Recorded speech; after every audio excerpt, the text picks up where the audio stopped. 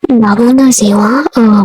Sunt eu, David, și acum vorbesc în română, dar deci am făcut eu vreo 100 de abonați și acum vreau să fac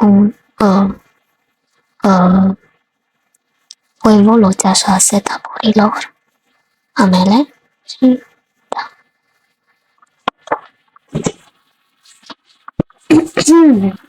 Salut din nou! Acum, după câteva din am reușit să vin înapoi și să vă prezint setup-ul. Asta e evoluția setup-ului Samsung Tab S2. Cu asta am început. Am primit-o că era atunci pandemia și ca să fac școală online. Și mă jucam cu Minecraft și Candy Crush Saga. M-am jucat și ceva prostii care le găsesc pe acolo. Da, ce tabletă, nu știu ce am făcut ea. Acum câteva luni s-a stricat și am aruncat-o. Bun. Cât era asta? În 2022, am uitat să punem aici, am primit o tabletă nouă, am primit un 4 GB RAM și 256 GB storage. M-am jucat Roblox, dar am jucat Solitaire, m-am jucat și Rosa și Domination și pe Among Us m-am mai jucat și Multicraft. Bun, ăsta este primul setup de calculator, un setup de Mac Mini. Deci avem un monitor Dell U24 12M, în 24 de inch, 1200p, un Mac Mini din 2008, un Intel Core 2 Duo de 2 GHz, pe modulul 1 aveam 4 GB de DDR3 și pe celălalt aveam 1 GB de DDR3, 2600 MHz. Da, asta nu e lucru. Bun, aveam o placă video GeForce 9400 256 MB. Însuși tastatele erau venite cu Mac-ul și mă jucam pe Minecraft, băgam Crazy Games, YouTube, cam atât. Acum nu mai duce nimic. Deci, acum avem ceva ce puteai să joci chestii, ceva chiar de gaming. Deci aveam un calculator încărcat SSL-ul, îmi zic că mi-a spec-urile.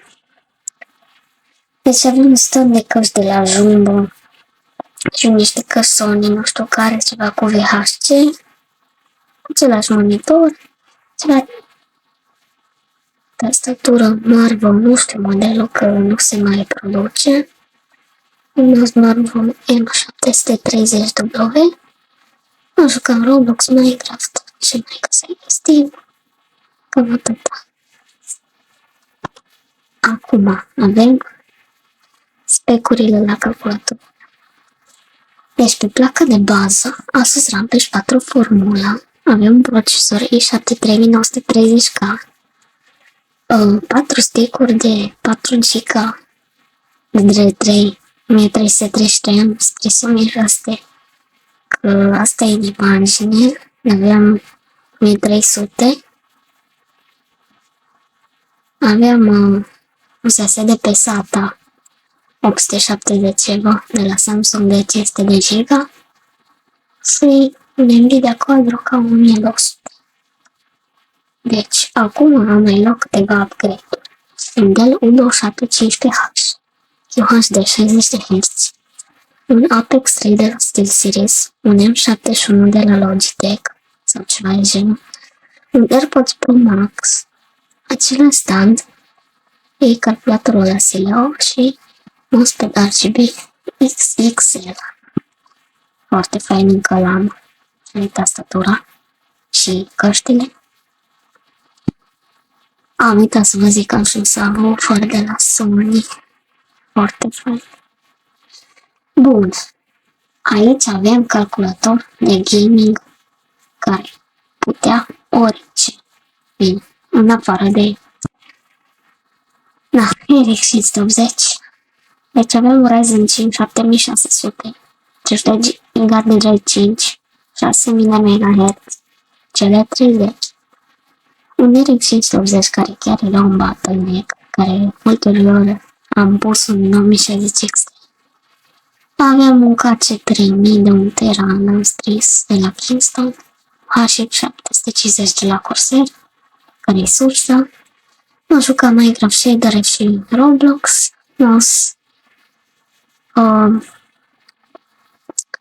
Am luat și un mouse nou, Rival 5, care l-a stricat. Aveam garanție la Altex, nu știu ce pățit. Dar l-am dat pe Knuckles Mix. Foarte bun prețul era. Are și ecranul LED pe el. Unul micuț. Da. Bun.